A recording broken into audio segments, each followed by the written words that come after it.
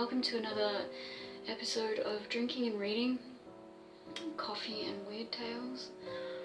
This is like the third fucking time I've done this, but you know, I'm gonna persevere because I really love doing this and I just want to get back into a better frame of mind.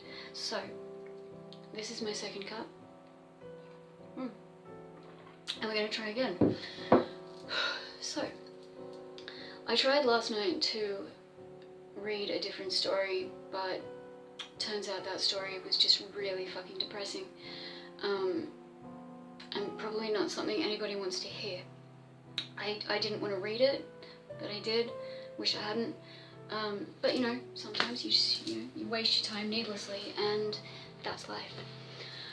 But what we're going to do now is we're going to move on to one of the other stories that featured in the Twitter and Instagram polls.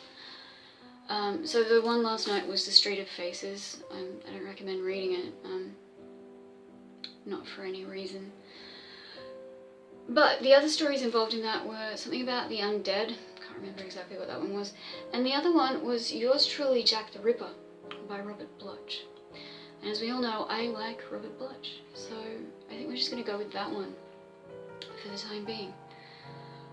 And yes, I'm gonna read that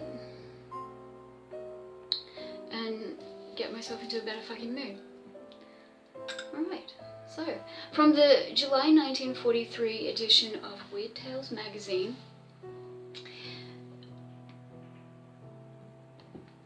The greatest monster of all time still lives. He's here among us, leaving his signature in blood. Yours truly, Jack the Ripper by Robert Bloch. Look. Alright. Let's begin. I looked at the stage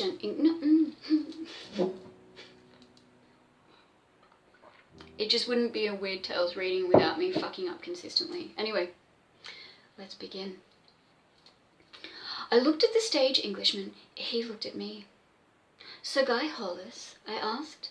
Indeed. Have I the pleasure of addressing John Carmody, the psychiatrist? I nodded. My eyes swept over the figure of my distinguished visitor, tall, lean, sandy-haired, with the traditional tufted moustache, and the tweeds. I suspected a monocle concealed in a vest pocket, and wondered if he'd left his umbrella in the outer office. But more than that, I wondered what the devil had impelled Sir Guy Hollis of the British Embassy to seek out a total stranger here in Chicago.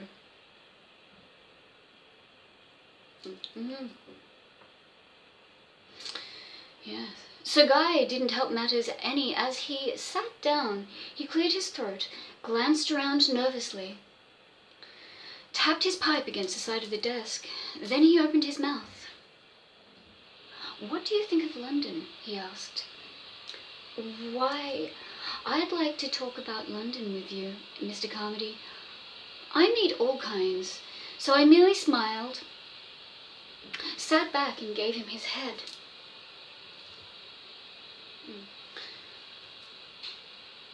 Have you ever noticed anything strange about that city? He asked. Well, the fog is famous. Yes, the fog. That's important. It usually provides the perfect setting. The perfect setting for what?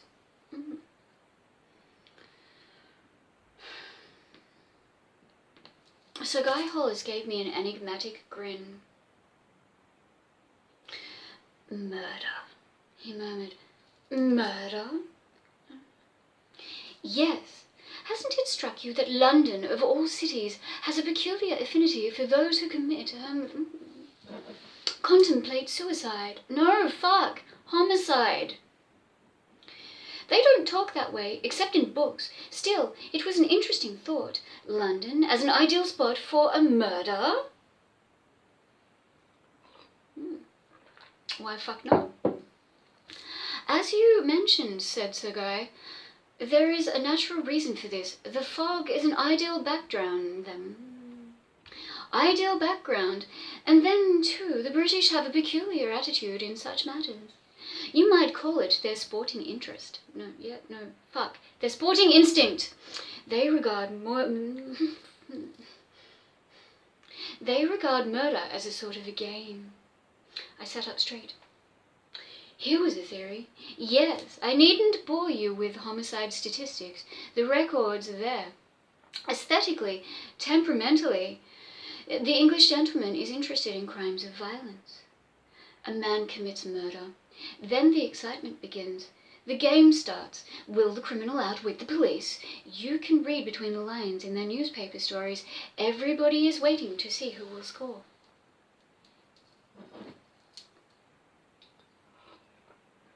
Yeah, right. British law regards a prisoner as guilty until proven innocent. That's their advantage. But first they must catch their prisoner. And London bobbies are not allowed to carry a firearm. London bobbies are not allowed to carry firearms. That's a point for the fugitive, you see. All part of the rules of the game. I wondered what Sir Guy was driving at. Either a point or a straitjacket. But I kept my mouth shut and let him continue. The logical result of this British attitude towards murder is Sherlock Holmes, he said.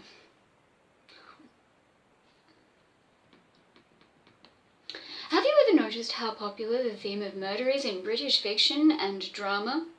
I smiled. I was back on familiar ground. Angel Street, I suggested. Ladies in retirement, he counted. Night must fall. Payment deferred, I added. Laborium Grove, kind lady, love from a stranger. Name-dropping fuck, portrait of a man with red hair, black, limelight. He nodded. Think of the motion pictures of Alfred Hitchcock and Emlyn Buddy! And Emlyn Williams. The actors, Wilfrid Lawson and Leslie Banks. Charles Lawton, I continued for him. Edmund Gwenn, Basil Rathbone, Raymond Massey, Sir Cedric Hardwicke. You're quite an expert on this sort of thing yourself, he told me. Not at all, I smiled. I'm a psychiatrist.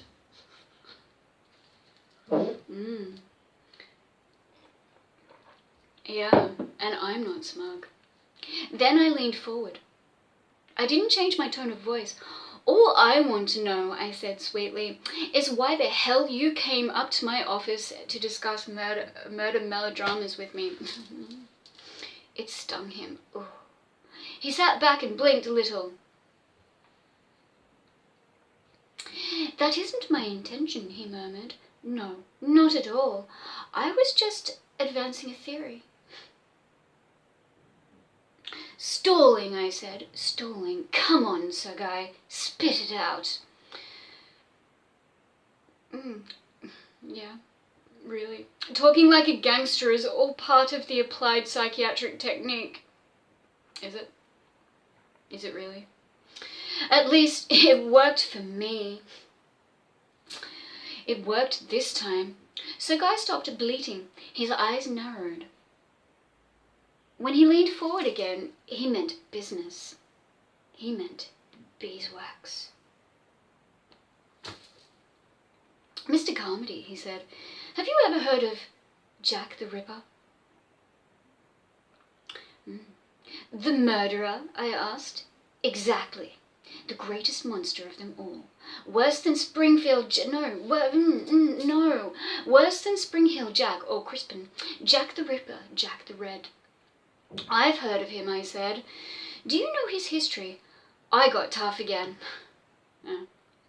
Listen, Sir Guy, I muttered. I don't think we'll get any place swapping old wives' tales about famous crimes of history. Why is he being such a prick? Another bullseye. He took a deep breath.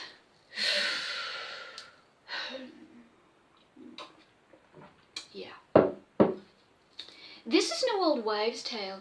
It's a matter of life or death. Fuck yeah. Okay. He was so wrapped up in his obsession, he even talked that way. Well, I was willing to listen. Were you, though?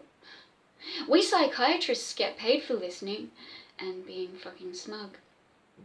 Go ahead, I told him. Let's have the story. So Guy lit a cigarette and began to talk. London, 1888, he began. Late summer and early fall. That was the time. Out of nowhere came the shadowy figure of Jack the Ripper. A stalking shadow with a knife, prowling through London's East End, hunting the squalid dives of Whitechapel, Spitalfields. Where he came from no one knew, but he brought death. Death in a knife. This coffee is gonna hurt me later on. I don't care.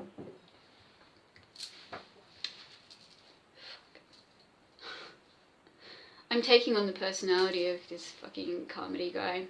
I am now a smug fuck. Anyway, 6 times that knife descended to slash the throats and bodies of London's women, drabs and alley sluts. August 7th was the date of the first butchery. They found her body lying there with 39 stab wounds. A ghastly murder. On August 31st, another victim. The press became interested. The slum's inhabitants were more deeply interested still. Who was this unknown killer who prowled in their midst and struck at will in the deserted alleyways of Night Town? And what was more important, when would he strike again? Are we gonna go? Yeah, okay. September 8th was the date. Scotland Yard assigned special duties. Rumours ran rampant. The atrocities, just fucking fuck. The atrocious natures. Fuck. The atrocious nature of the slayings was the subject for shocking speculation. The killer used a knife expertly. He cut throats and removed certain portions of their bodies after death. He chose victims and settings with a fiendish deliberation. No one saw him or heard him, but watchmen making their grey rounds in the dawn would stumble across the hacked and horrid thing that was the Ripper's handiwork. Who was he? What was he? A mad surgeon, a butcher, an insane scientist, a pathological degenerate escaped from an asylum, a deranged nobleman, a member of the London police. When the poem appeared in the newspapers, the anonymous poem, designed to put a stop to the speculations, but which only aroused public interest to a further frenzy, a mocking little stanza. I'm not a butcher, I'm not a kid, not yet a foreign skipper, nor yet a foreign skipper, but I'm your own true loving friend, yours truly, Jack the Ripper. And on September 30th, 2 more throats were slashed. I interrupted Sir Guy for a moment. Very interesting, I commented. I'm afraid a faint hint of sarcasm crept into my voice. Why? Fuck is this fucking guy's problem? What a twat. He winced, but didn't falter in his narrative. There was silence then in London for a time, silence and a nameless fear. When would Red Jack strike again? They waited through October. Every figment of fog concealed this phantom presence, concealed it well. For nothing was learned of the Ripper's identity or his purpose. The drabs of London shivered in the raw wind of early November, shivered and were thankful for the coming of each morning sun. November 9th. They found her in her room. She lay there very quietly, limbs neatly arranged, and beside her, with equal neatness, were laid her head and her heart. The Ripper had outdone himself in execution. I'm really not sure that's how it happened, but okay. Then panic, but needless panic, for though press, police, and populace alike waited in sick dread, Jack the Ripper did not strike again. Months passed, a year. The immediate interest died, but not the memory. They said Jack had skipped to America, that he had committed suicide, they said. They wrote. They've written ever since. Theories, hypotheses, arguments, treaties, but to this day, no one knows who Jack the Ripper was, or why he killed, or why he stopped killing. So Guy was silent. Obviously, he expected some comment from me. You tell the story well, I remarked, though with a slight emotional bias. I've got all the documents, said Sir Guy Hollis. I've made a collection of existing data and studied it. Fucking well then. A couple more minutes. I stood up. Well, I yawned in mock fatigue. I've enjoyed your little bedtime story a great deal, Sir Guy. It was kind of you to abandon your duties at the British Embassy to drop in on a poor psychiatrist and regale him with your anecdotes. Goading him always did the trick on this first time he ever visited me. I suppose you want to know why I'm interested, he snapped. I suppose you want to know why I'm interested, he snapped. Yes, that's exactly what I'd like to know. Why are you interested? Because, said Sir Guy Hollis, I am on the trail of Jack the Ripper now. I think he's here, in Chicago. Ooh. I sat down again. This time I did a blinking act. What? Oh, no, this time I did the blinking act. Say that again, I stuttered. Jack the Ripper is alive in Chicago, and I'm out to find him. Wait a minute, I said. Wait a minute. He wasn't smiling. It wasn't a joke. See here, I said. What was the date of these murders? August to November 1888. 1888? But if Jack the Ripper was an able-bodied man in 1888, he'd surely be dead today. Why, look, man, if he were merely born in that year, he'd be 55 years old today. That's really not that old. Would he? Smiled Sir Guy Hollis.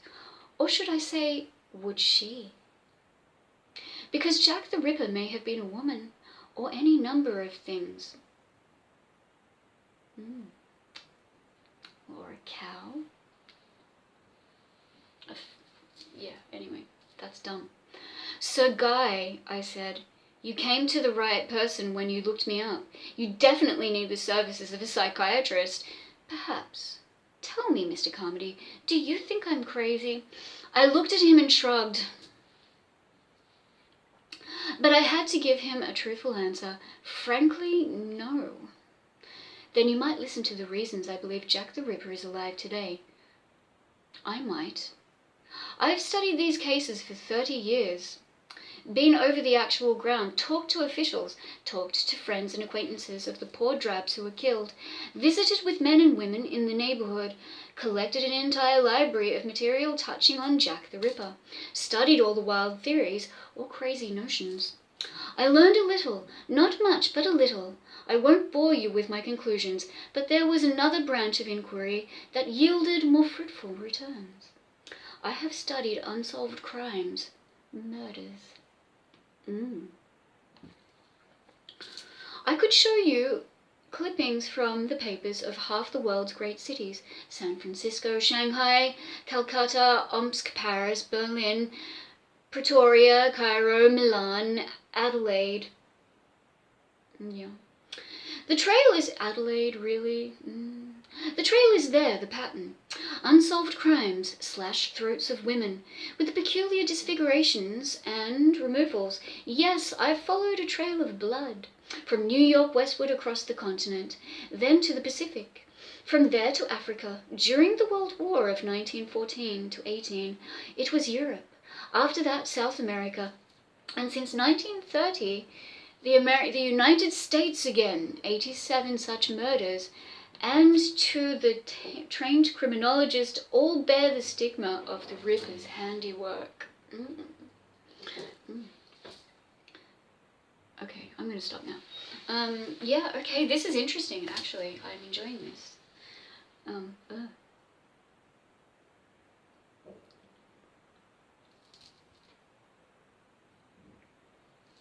Okay, so, what time is it? Oh, actually, okay, yeah. One moment. Okay. I'm gonna finish reading now. I've really enjoyed reading this. I'm gonna finish my coffee. I have to shower now and go to work. I don't want to, but I'm gonna, because I don't get paid for doing this, obviously, and gonna make my fucking money somehow. Yes, alright. Well, I hope you've enjoyed this first installment of yours truly, Jack the Ripper. I'm enjoying it. Can't wait to see where this one goes. Thanks for watching. See you soon.